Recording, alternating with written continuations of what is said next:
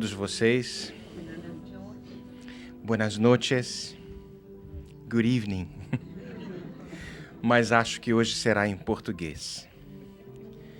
É uma grande alegria estar nesta casa, como sempre.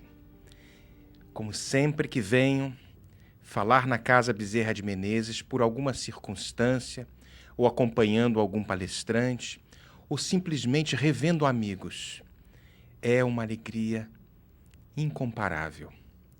E em nome da Federação Espírita da Flórida, quero agradecer essa acolhida sincera, fraterna, especialíssima. E através deste fermento que se chama amor, através desta união que nós estamos vendo, estamos experimentando em todas as casas que compõem o movimento federativo do estado da Flórida, porque há algo único, há algo especial no ar. E porque há algo especial no ar, e que porque estamos em um momento de transição, é muito importante que conservemos este momento. E é nesse sentido que a Federação traz o recado. Saibamos cultivar este momento de união. Quando eu falo este momento, não será simplesmente a hora que iremos passar juntos, mas ao longo dos dias, dos meses, dos anos, cada dia nós plantamos uma semente que vai se enraizando aqui e ali, neste solo que se chama Flórida. É um trabalho árduo, é um trabalho difícil, mas é um trabalho possível, porque Jesus está aqui. E porque Jesus quer isto. Caberá a cada um de nós, se prestarmos atenção, com muita vigilância, principalmente com muita oração, porque através dos problemas naturais das nossas vidas, muitas vezes nos esquecemos de que será através de um amor cultivado passo a passo, da oração constante e da vigilância. Às vezes, numa troca de e-mails mal impostada, nós às vezes deflagramos um grande fogo. Eu falo muito isso, estava conversando com um amigo meu, com o nosso querido Haroldo. Às vezes, no momento mal encaixado, se é que eu posso colocar desta forma, nós mandamos um e-mail demandando alguma coisa. O companheiro do outro lado do computador o recebe, talvez não esteja no seu melhor dia, e interpreta aquilo de uma forma um pouco complicada. O meu conselho: peguem um telefone, liguem, vamos organizar estas coisas da federação, das casas espíritas, das nossas vidas, utilizando alguma coisa muito maior do que um e-mail. Algo que vem do coração. Porque aí podemos corrigir a rota. Quando percebemos que o companheiro que está ali do outro lado da linha talvez não esteja num dia bom. E aí nós que somos profundos conhecedores do Evangelho, sempre estamos num dia bom, vamos corrigir a rota a tempo, nos calando, fazendo um pouco de silêncio e deixando, às vezes, que a pessoa extravase um pouquinho. Se nós prestarmos atenção nos mínimos detalhes, tenho certeza que chegaremos lá. Falta pouco, alguns milhões de anos. Mas começamos deste primeiro passo. Esse era o recado. Temos o nosso querido Haroldo, que vai nos trazer muitas notícias. Eu não sei quem vai fazer a prece, convido.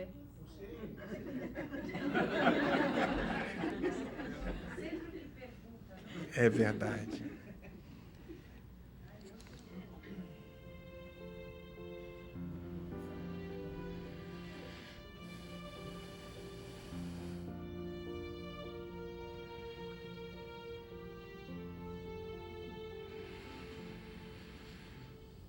Abençoado amigo Jesus, Mestre por excelência. Aqui nos encontramos nesta assembleia de irmãos, de irmãs que buscam com toda a vontade alguma palavra de alento, momentos felizes, momentos de consolo. Nossas vidas atribuladas trazem uma carga tantas vezes que pensamos que não conseguiremos dar conta.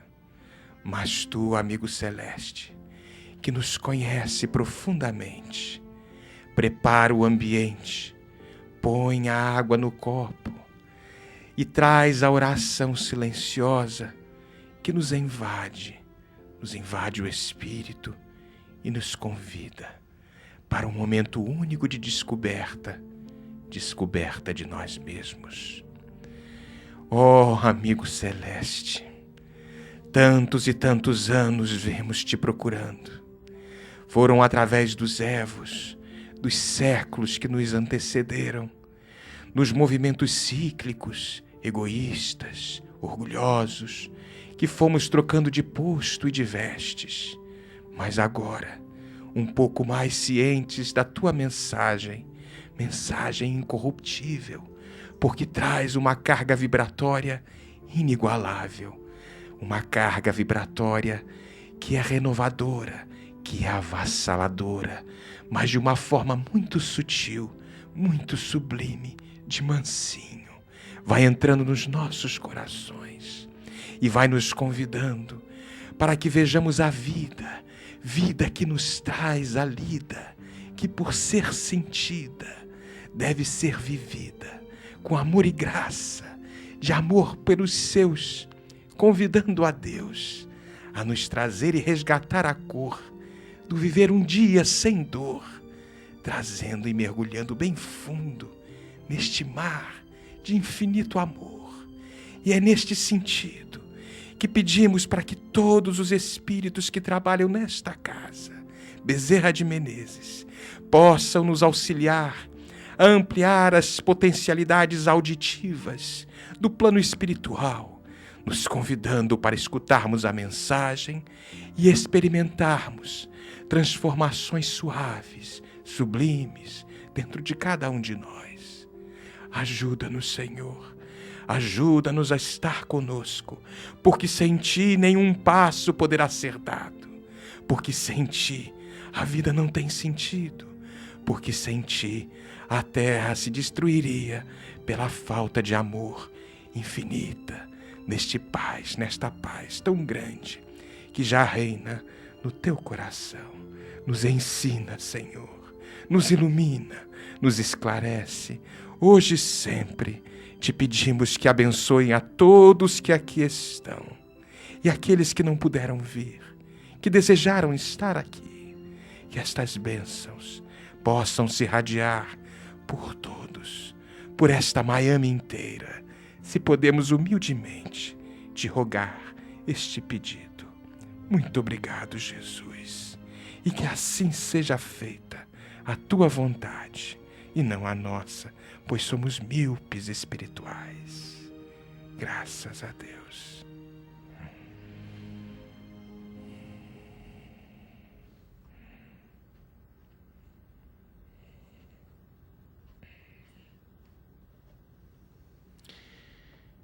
Muito obrigado a todos vocês.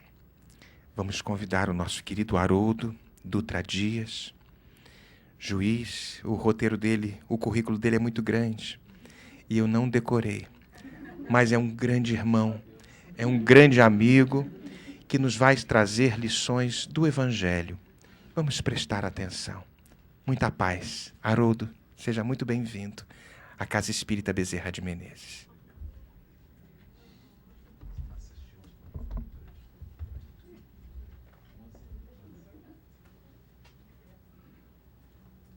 Meu amigo, à maneira dos velhos peregrinos que jornadeiam sem repouso, busco-te os ouvidos pelas portas do coração. Senta-te aqui por um momento. Somos poucos junto à árvore seivosa da amizade perfeita. muitos passaram traçando-te o caminho. Visitaram-te muitos outros, compelindo-te a dobrar os joelhos perante o céu. Não te imponho um figurino para atitudes exteriores. Ofereço-te o lume da experiência. Não te aponto normas para a contemplação das estrelas. Rogo, veja no firmamento a presença divina da divina bondade. Trago-te apenas as histórias simples e humildes que ouvi de outros viajores. Recebe-as, elas são nossas. Guardam o sorriso dos que ensinam no tempo do amor e as lágrimas dos que aprendem na escola do sofrimento. Assemelham-se a flores pobres entretecidas de júbilo e pranto, dor e bênção, que depõem em tua alma para a viagem do mundo. Acolhe-as com tolerância e benevolência. Dir-te-ão todas elas que, além da morte, floresce a vida, tanto quanto da noite ressurge o esplendor solar, e que, se há flagelação e desespero ante o infortúnio dos homens, fulgem sempre puras e renovadas a esperança e a alegria ante a glória de Deus.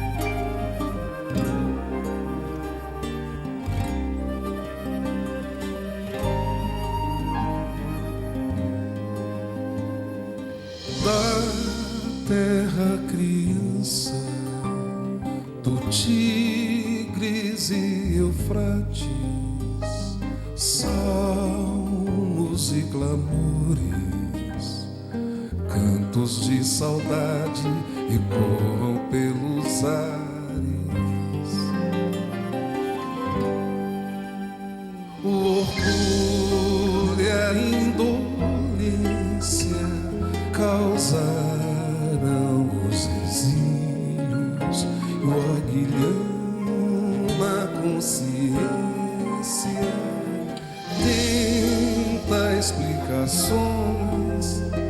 Capela chora aos filhos que Opis Kefre, Miquerinos, são presentes, despedidas de itinerantes capelinos, capelinos.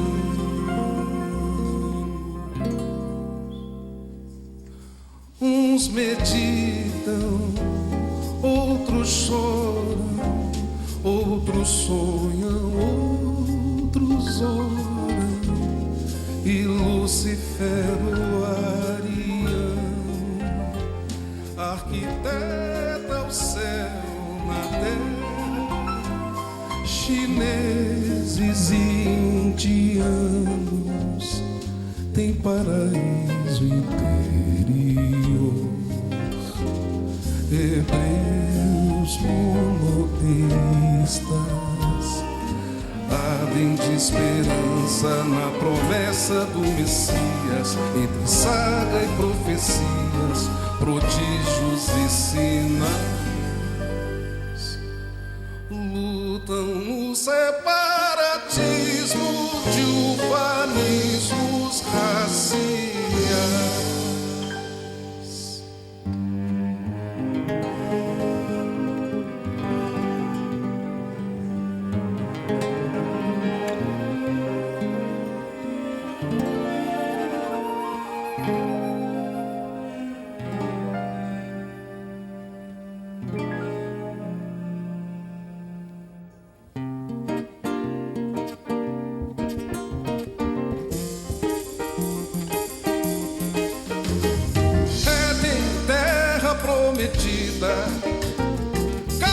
de suor e sangue, quais rangeres e gemidos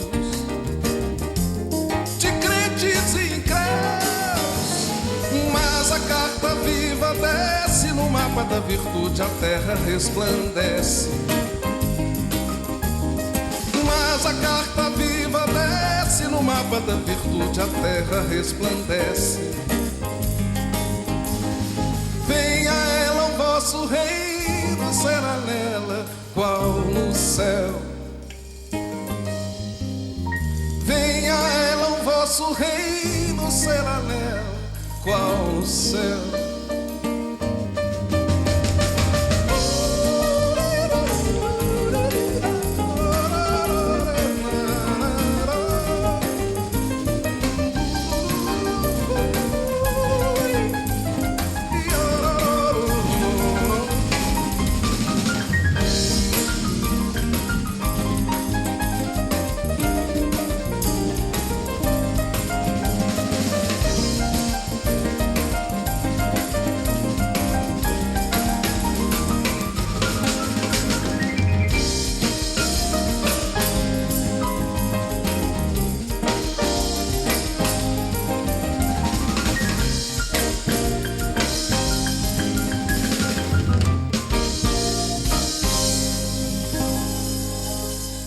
Venha ela o vosso reino, será nela qual no céu.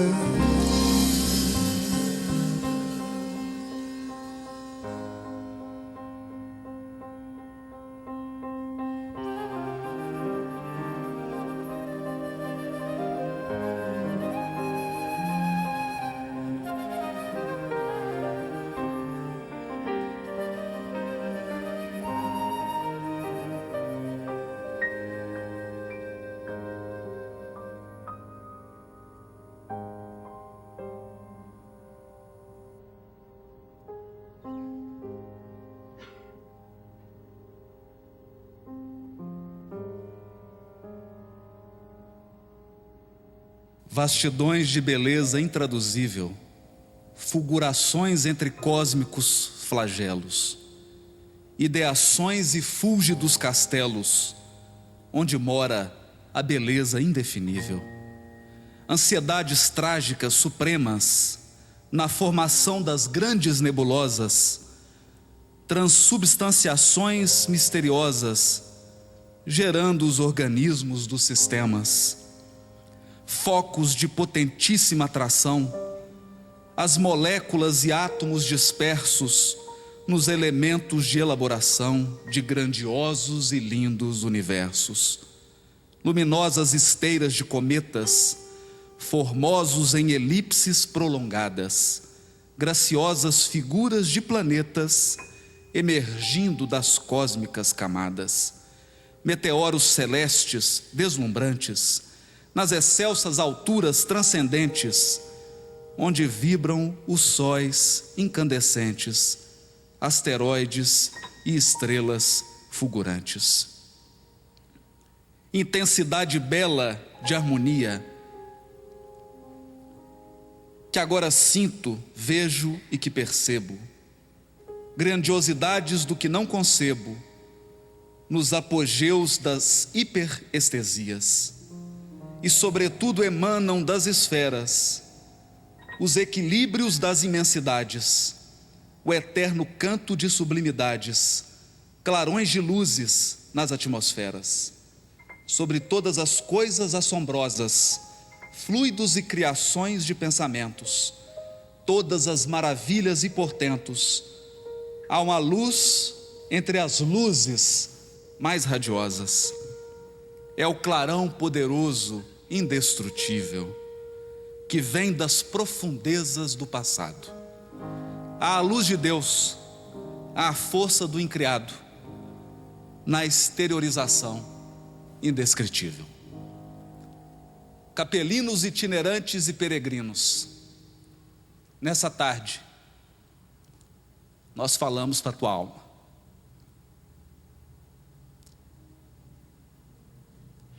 Venha a nós o vosso reino, seja nela ou ao céu.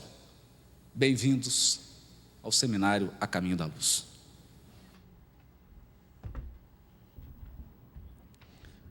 Meus amigos, boa noite para todos. É com muita alegria que nós comparecemos mais uma vez, mais um ano, no Grupo Bezerra de Menezes. Essa poesia que foi lida está no Parnaso de Além Túmulo e é do Augusto dos Anjos. E não é sem propósito que ela é colocada no início, antes da fala, porque ela retrata aquele momento inicial da formação do orbe, relatado por Emmanuel no livro A Caminho da Luz. A nossa tarefa hoje é a tarefa de alguém que faz propaganda de um livro. Nós viemos aqui pontuar algumas frases, alguns temas, mas, na verdade, o nosso desejo é de que todos nós possamos fazer um mergulho nessa extraordinária obra. O livro A Caminho da Luz não é mais um livro de história da humanidade. O próprio benfeitor Emmanuel registra no prefácio da obra: a história da humanidade está catalogada nos livros de história. Os especialistas, cada qual na sua área específica, cada um narrando sobre uma civilização sobre a qual ele domina, já catalogou todas as descobertas arqueológicas, todos os estudos in loco e fez a sua construção teórica em torno das civilizações. Na verdade, o trabalho de Emmanuel é bem outro. A proposta do benfeitor é narrar da perspectiva do mundo espiritual, do que estava por trás, dos bastidores da evolução humana, do que acontecia no mundo espiritual quando os homens, muitas vezes, estavam em luta na Terra. Quais eram as providências espirituais? Qual foi o planejamento do mundo superior? E quais foram os atrasos, as rebeldias de todos nós encarnados, que muitas vezes recusamos e rejeitamos a proposta do Cristo para uma evolução muito mais tranquila, muito mais pacífica e, por que não, muito mais eficiente e eficaz. Essa é a história do livro A Caminho da Luz. Por isso, Emmanuel já registra na introdução. Ele diz assim: enquanto as penosas transições do século XX se anunciam ao tinido siniço das armas, as forças espirituais se reúnem para as grandes reconstruções do porvir. A obra é psicografada em 1938, publicada em 1938. Em pleno momento de preparação da Segunda Guerra Mundial. E a primeira coisa que Emmanuel registra é que enquanto os homens caminhavam por uma guerra estúpida, que espalharia sofrimento por todo o continente europeu, atingindo até mesmo o continente americano e africano, e Ásia e muito mais, as grandes forças espirituais se reuniam com outro propósito, sobre a direção do governador espiritual do orbe. Para quê? Para projetar, para planejar a reconstrução do porvir, já contando com a destruição. Ergueriam das cinzas o novo edifício da civilização humana.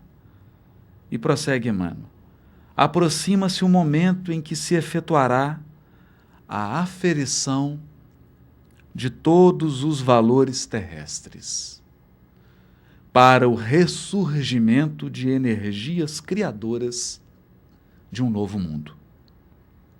E natural é que recordemos o ascendente místico de todas as civilizações que surgiram e desapareceram, evocando os grandes períodos evolutivos da humanidade, com as suas misérias e com seus esplendores, para afirmar as realidades espirituais acima de todos os fenômenos transitórios da matéria.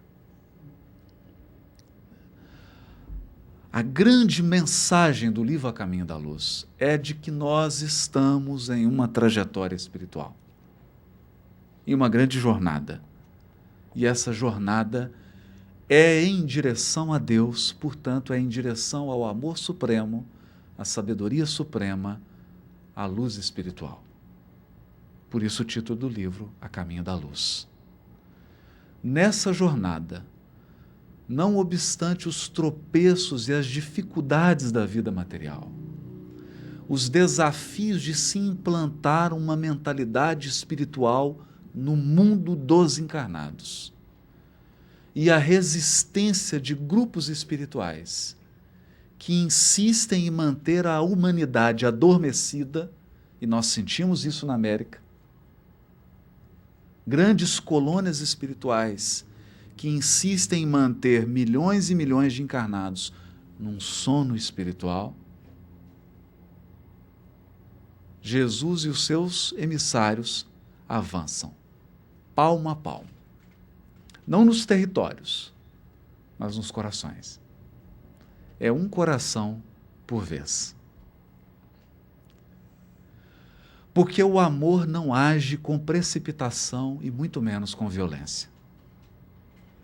O amor sabe esperar o tempo psicológico de cada alma. É claro que Jesus, enquanto governador espiritual do orbe, detém o poder supremo da condução da Terra. Basta uma decisão de Jesus e alteram-se os quadros na Terra. Quadros políticos, quadros econômicos e quadros sociais. Mas há uma lei divina que manda respeitar, acima de tudo, o livre-arbítrio. E por isso, diz Humberto de Campos, Deus usa o tempo, não a violência. Não a violência. Ao lado disso, os espíritos que cooperam com Jesus sabem que há um momento determinado para cada coisa. A evolução também tem seus ciclos. E quando chegado o ciclo, quando chegado o tempo certo de renovação, a renovação se instaura, apesar da má vontade de alguns. Por isso, dizia Emmanuel já em 1938, se referindo ao século XX, aqui nós gostaríamos de fazer apenas uma observação. Emmanuel não utiliza palavras em vão. E os historiadores medem os séculos de maneira diferente. Nós medimos século por uma contagem puramente aritmética. Então, muitos acreditam que por termos entrado em 2001, nós já estamos no século XXI. Mas do ponto de vista da análise dos historiadores, não é bem assim. O século XIX durou muito mais do que 100 anos. E o século XX, nós ainda estamos nele. Nós ainda não penetramos no século XXI. Nós ainda vivemos resultados da Segunda Guerra Mundial. Nós ainda sofremos consequência da queda do Muro de Berlim. A civilização humana ainda está no trabalho com aspectos que são típicos do século XX. Por isso, quando Emmanuel se refere ao tempo de aferição, ao tempo de colheita pelo qual passa a Terra, e diz que essa colheita do século XX, é importante que a gente perceba essa linguagem historiográfica que ele está utilizando. Nós ainda, espiritualmente falando, historicamente falando, vivemos no século XX. Começa a se esboçar um século XXI. Uma nova era começa a surgir.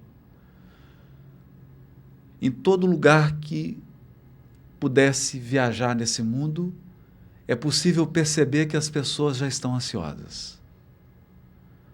Há um certo desejo por uma renovação.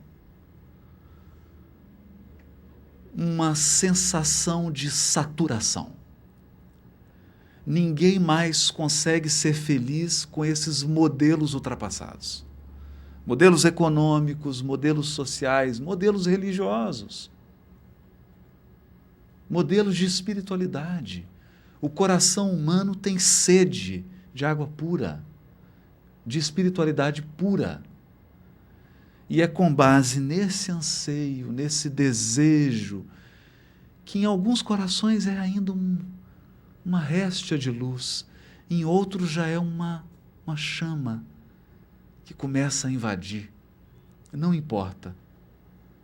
Com base nesse desejo, a espiritualidade superior começa a reunir os valores que irão inspirar a construção do novo mundo. E é por isso também que um dos pilares do livro A Caminho da Luz é o papel do Evangelho de Jesus na renovação da humanidade. Não mais o Evangelho visto como uma religião tradicional. Não mais hierarquias, instituições, dogmas. O Evangelho agora incorporado no coração. Aquele Evangelho que as pessoas podem sentir no cotidiano. No cotidiano. É esse o Evangelho que o mundo espiritual superior quer que se implante na Terra. Por isso dirá Emmanuel, no prefácio do livro Vinha de Luz, o Evangelho é o sol da imortalidade, que o Espiritismo reflete com sabedoria para a atualidade do mundo. O Espiritismo funciona como um espelho que reflete o sol do Evangelho, mas reflete com sabedoria, porque explica. Porque tira o véu, porque retira o espírito da letra. E as coisas passam a fazer sentido, começam a ficar claras. Nós passamos a crer por convicção. É uma fé raciocinada, uma fé madura, elaborada. Uma fé que se apoia na experiência, no bom senso, na lógica, na capacidade de dedução. Essa é a fé raciocinada. Esse é o Evangelho esclarecido e o Evangelho vivido. Feitas essas considerações, Emmanuel, no capítulo 1 dessa obra, traz uma revelação extraordinária. E aqui nós temos que dizer, o livro A Caminho da Luz é, na verdade, uma interpretação de toda a Bíblia. Toda a Bíblia. A Bíblia começa com o livro Gênesis de Moisés e termina com o livro Apocalipse de João. O livro A Caminho da Luz começa com o capítulo 1, claro, né? Mas o capítulo 2 seria estranho, né? Começa com o capítulo 1. Mas o título do capítulo é A Gênese Planetária. E o último capítulo, capítulo 25, é o Evangelho e o Futuro. Sendo que no capítulo 24 nós temos o Espiritismo e as grandes transições, tema do Apocalipse. Capítulo 23, o século XIX. Então ele começa com a Gênese planetária e termina na transição que nós estamos vivendo, que é exatamente toda a temática dos livros bíblicos. Mas aqui agora, uma nova interpretação. uma interpretação que tira o espírito da letra. Eu vou dar um exemplo, apenas um, para que a gente entenda a dádiva que foi Francisco Cândido Xavier ter psicografado essa obra. E o que representa o benfeitor Emmanuel na divulgação do Espiritismo no mundo. O livro Gênesis de Moisés começa com uma frase que todos sabemos de cor.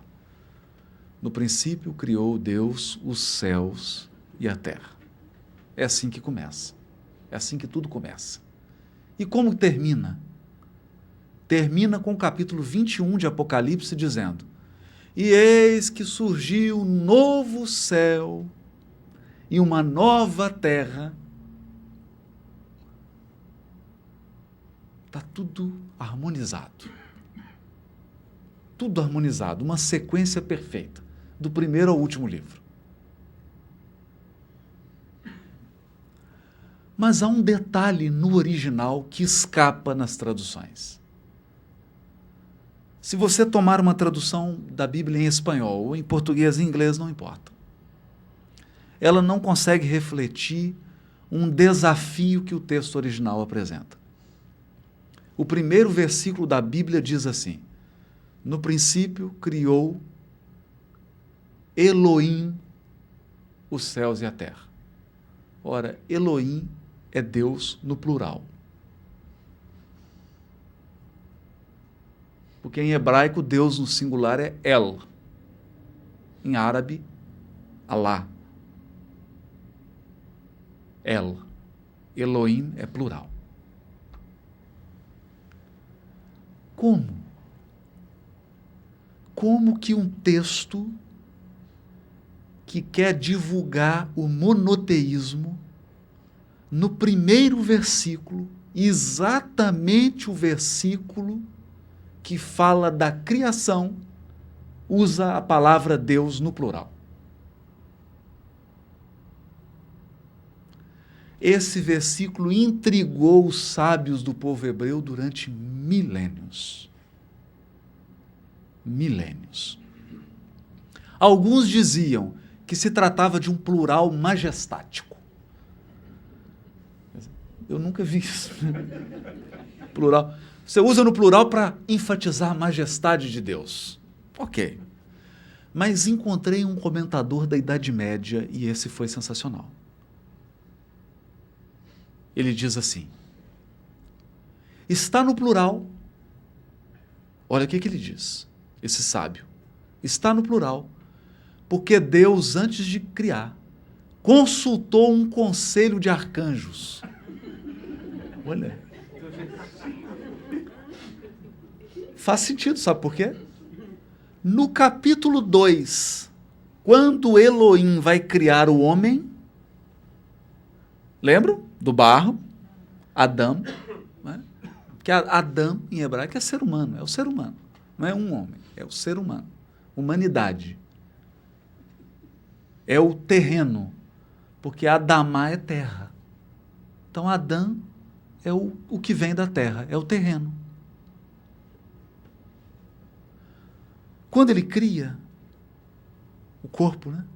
Sopra no nariz, diz assim: façamos o homem à nossa imagem e semelhança. Não está no singular.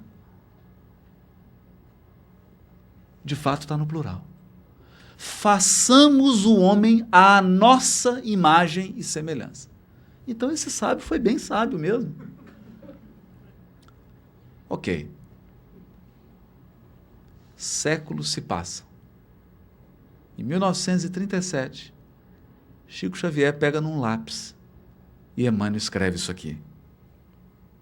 Rezam as tradições do mundo espiritual que, na direção de todos os fenômenos do nosso sistema solar, existe uma comunidade de espíritos puros e eleitos pelo Senhor Supremo do Universo, em cujas mãos se conservam as rédeas diretoras da vida de todas as coletividades planetárias.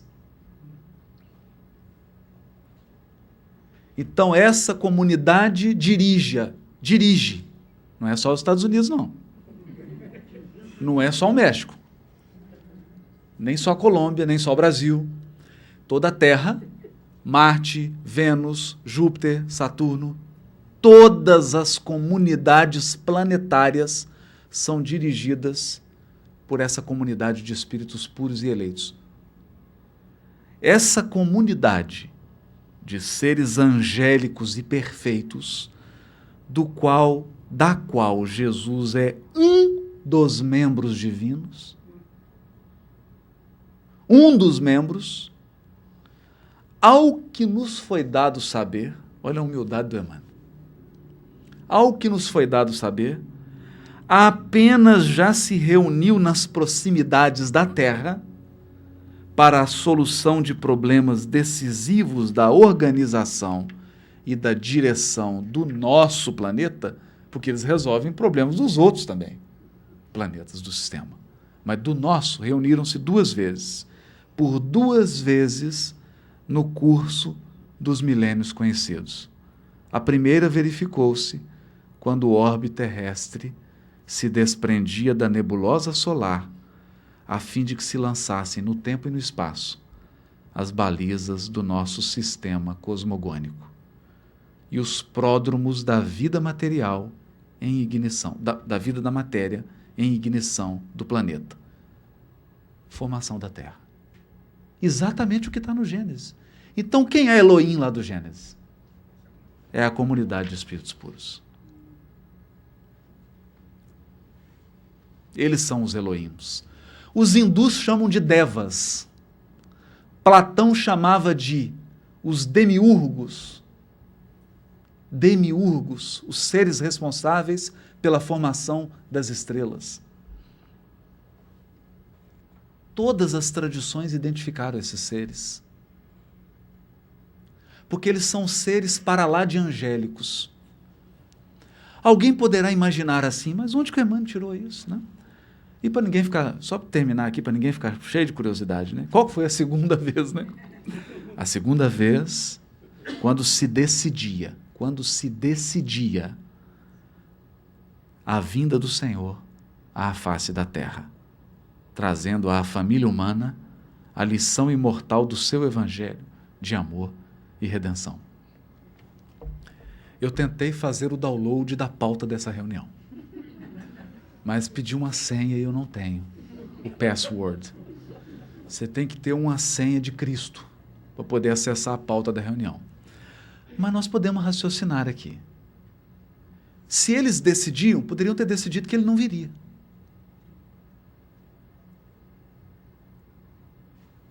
Poderiam ter mandado alguém. Porque é uma comunidade de Cristos. Mas tomaram a decisão e Jesus decidiu vir. Decidiu vir. Bom, se ele decidiu vir, primeiro assunto da pauta. Quem que assumia a governança da Terra enquanto ele estava aqui encarnado? Entendem a dimensão disso?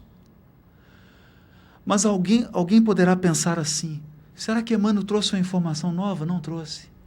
Ele desenvolveu. A informação já estava na Revista Espírita, 1862, mês de fevereiro. Num conjunto de mensagens catalogadas por Allan Kardec, onde o espírito Lacordaire e Lamennais explicam o que é um Cristo. Eles dizem assim: no mais alto grau da escala dos espíritos puros, quando eu li isso eu desanimei, porque eu já estava...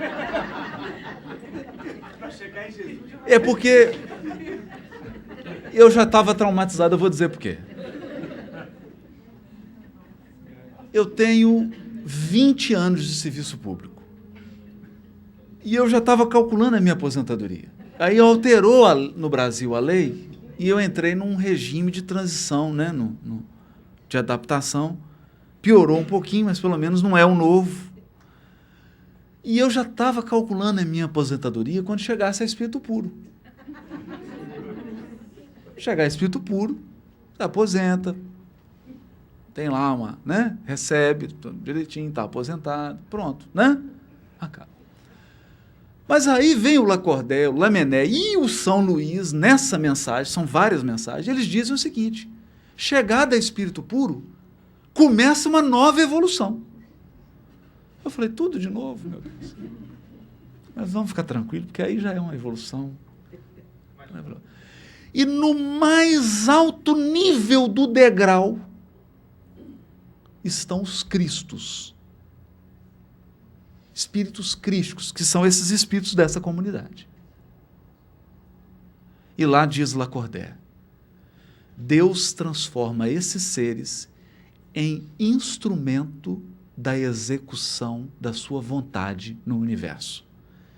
E eles recebem ordens diretas de Deus.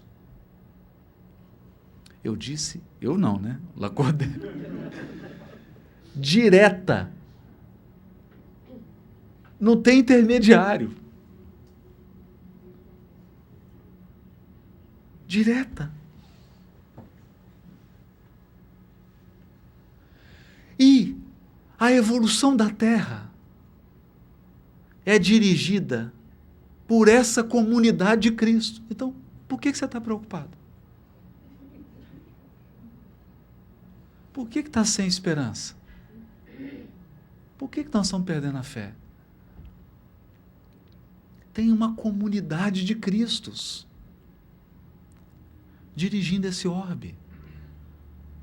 Emmanuel, no início, diz, eles se reuniram para a formação da Terra, planejaram tudo, equipes de anjos para projetar todas as plantas da Terra, todas as flores, todas as espécies animais, tudo calculado, desenho, designer. E você olha, hoje eu estava olhando para um girassol, um sunflower, né? Eu fiquei hipnotizado. Porque eu olhava, eu falei, é perfeito. Quem desenhou isso, quem projetou, está de parabéns. E levou para Jesus e ele olhou. Está aprovado. Essa está aprovada. Pode implementar. Pode implementar. Está aprovado. Mestre, eu trouxe isso aqui, essa espécie aqui, um leão. Ah, tá bonito, mas você podia aumentar um pouquinho essa juba para cá, colocar essa cor aqui, puxa isso. Tudo milimetricamente projetado, e ele vai dizer aqui, não sou eu que estou dizendo. Não sou eu que estou dizendo isso. Ele vai dizer aqui, ó. Capítulo 2. Emmanuel vai dizer: sob a orientação misericordiosa e sábia do Cristo, laboravam na terra numerosas assembleias de operários espirituais, como a engenharia moderna, que constrói um edifício prevendo os menores requisitos de sua finalidade, os artistas da espiritualidade... Vou ler de novo. Os artistas da espiritualidade edificavam o mundo das células, iniciando, nos dias primevos, a construção das formas organizadas e inteligentes dos séculos por vindouros. O ideal da beleza foi a sua preocupação dos primeiros momentos. Sua preocupação no singular. Preocupação de quem? Do Cristo. O ideal da beleza foi a sua preocupação dos primeiros momentos, no que se referia às edificações celulares das origens. Então chegava com um projeto lá, Jesus falou, não, está bonito, você pode fazer melhor. Você pode fazer melhor. E é assim mesmo. Eu aprendi isso uma vez com um amigo, né, que já tinha experiência com design, né? Aí o design fazia um projeto, trazia uma coisa, quando eu olhava assim, dava vontade de chorar, tão bonito, né? E ele, sério, né? Abria. Eu falei, não estou entendendo, será que ele não gostou? Eu já estou me derretendo de tão bonito. Aí ele virava para a pessoa e falava assim, você pode fazer melhor. Você pode fazer muito melhor. Aí o vinha na outra semana com um negócio mais bonito ainda. Então ele estimulava, levava até o limite. E assim Jesus, né? com a sua equipe angélica, projetando cada flor, cada espécie biológica e cada célula, já prevendo, já antecipando o que seria essa extraordinária obra de arte que é o corpo humano. Tudo para que nós, os 22 bilhões de espíritos que evoluem na Terra, informação de Emmanuel no livro Roteiro, 22 bilhões de espíritos aproximadamente, tivéssemos condições de efetuar o nosso progresso espiritual. Nosso progresso espiritual. Ele acompanhou desde o primeiro momento da formação, da criação das espécies. Aí cria o corpo. Quando o corpo humano está preparado para iniciar seu processo de evolução espiritual, o que acontece? Acontece algo que Kardec já escrevera no livro A Gênese. Muitos pegam esse livro e dizem assim, o Emmanuel criou essa história do degredo dos capelinos. Então eu peço que a pessoa leia o capítulo referente a Adão e Eva no livro A Gênese de Allan Kardec. Porque lá ele vai dizer que a história, a parábola, o mito de Adão e Eva no Velho Testamento é uma referência espiritual ao degredo de espíritos na Terra. Está lá escrito. Está lá escrito. Emmanuel apenas trouxe mais detalhes dessa história que, por ser verdadeira, está registrada no mundo espiritual. Está registrada. E que história é essa? Em outra constelação, num outro sistema, dentro ainda da nossa Via Láctea, está dentro da nossa galáxia, mas um outro sistema solar. Um sol chamado Capela, que aliás é um sol maravilhoso, porque ele é binário. Você já imaginou um nascer do sol, 2 sóis nascendo? Um pôr do sol com 2 sóis? Você lembra como é que é? Tenho certeza que você lembra. Você lembra. Lembra, dá uma saudade. Eu sei. Pois é, a Capela. Nesse sistema, havia um planeta que estava exatamente como nós estamos agora. Exatamente. Um democrata havia assumido a presidência. Né? Alguém estava fabricando uma bomba num país fundamentalista, uma bomba atômica, mesmos problemas que a gente tem, né? Desigualdades sociais, problemas econômicos, problemas sociais, excesso de trânsito, né? Alguns espíritos empedernidos no crime, aglomerações no mundo espiritual querendo manter os encarnados adormecidos. Mesmo processo nós estamos vivendo. E então, como a evolução dos mundos não espera os alunos renitentes, uma escola não pode parar por conta dos alunos que tomam bomba, porque a lei do progresso é um determinismo divino. A misericórdia divina, imaginem, os cristos daquele sistema entraram, e o que Emmanuel diz aqui, é assombroso. Eles entram em contato com os cristos daqui e falam, olha, dá para fazer um intercâmbio?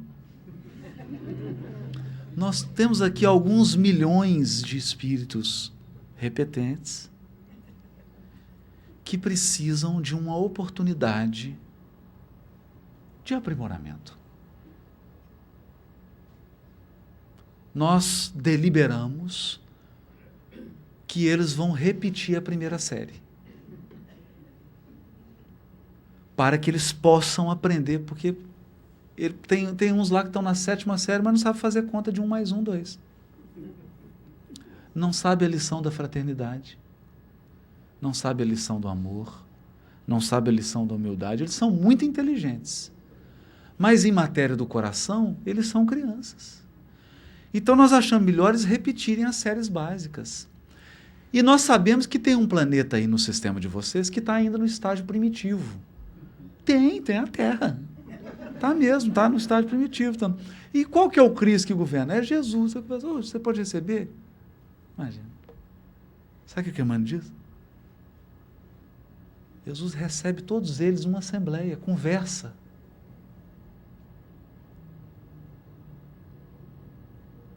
Ou seja, todo espírito que foi degradado na Terra já ouviu a voz do Cristo pessoalmente. E você acha que ele recrimina? Não. Diz Emmanuel aqui que ele fala para eles, tenham esperança, tenham fé, vocês vão conseguir. Eu prometo que vou ajudar vocês. E mais, eu vou encarnar no orbe para ajudar vocês. Olha a promessa que Jesus fez. É o que está escrito aqui. E atingido o estágio de infância espiritual, porque evolução espiritual não é a mesma coisa que evolução intelectual ou evolução social. Nós já tínhamos impérios, por exemplo, o Império Persa, o Império Babilônio, que eram extraordinários. Mas espiritualmente a humanidade estava na infância. Na infância espiritual vem Moisés e traz os fundamentos, os alicerces da lei divina. Os alicerces. O básico. O básico. Porque você não pode, para uma criança, dar um alimento para uma criança, que é um alimento para um adulto. O senso das proporções é a principal virtude dos educadores. Um educador sabe dosar na medida certa. Atingida a maioridade, quando a humanidade, espiritualmente falando, faz os seus 18 anos, Jesus vem ao orbe. E nós não temos ideia. Há 2000 anos nós estamos atordoados sem entender o que aconteceu. Porque um Cristo encarnou.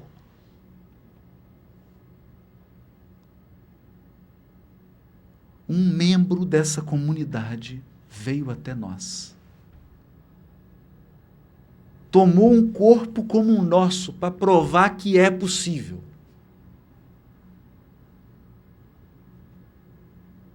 Andou ali pela Galileia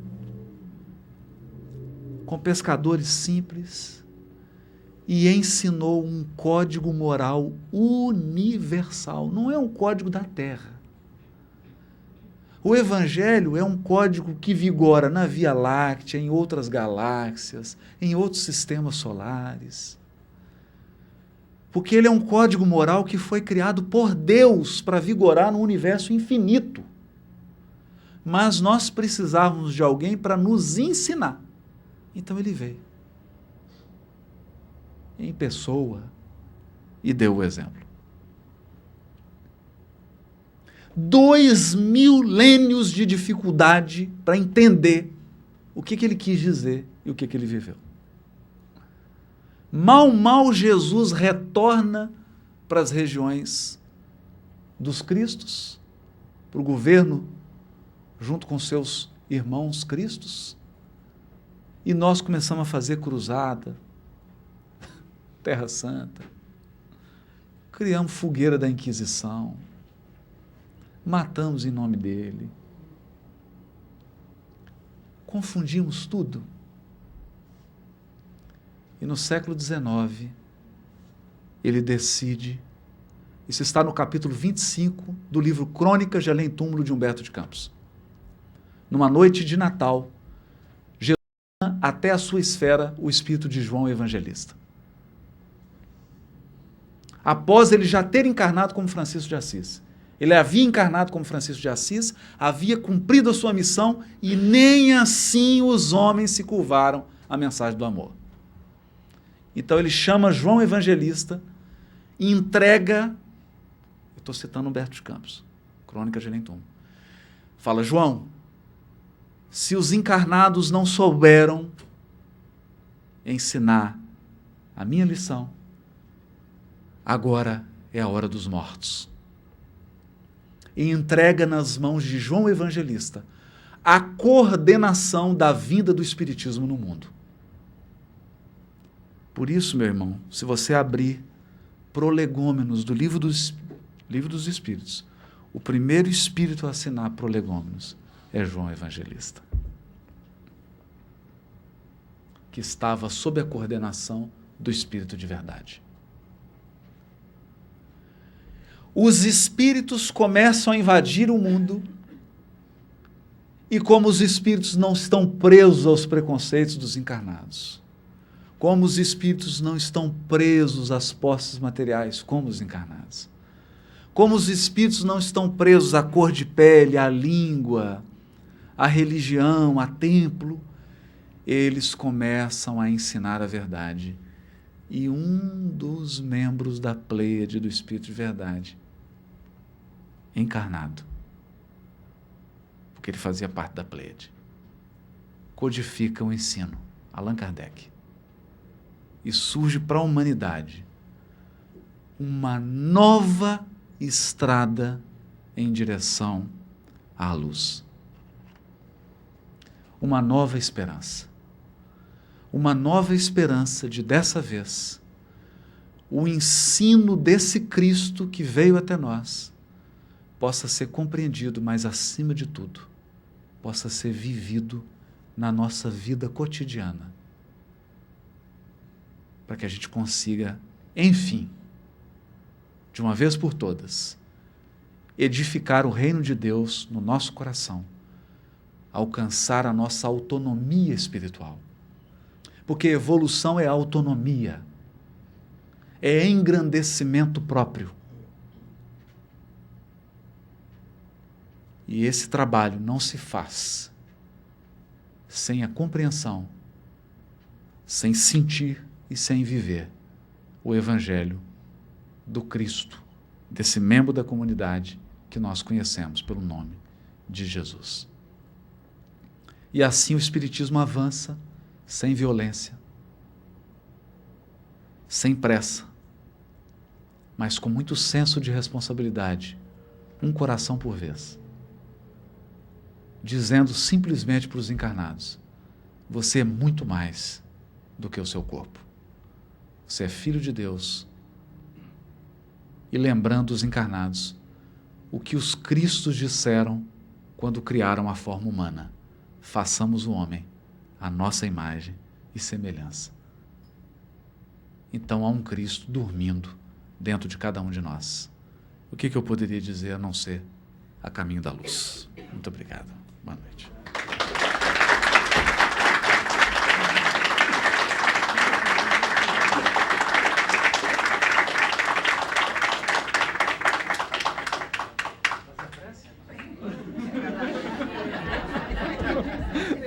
Sempre é o que pergunta, né? Quem?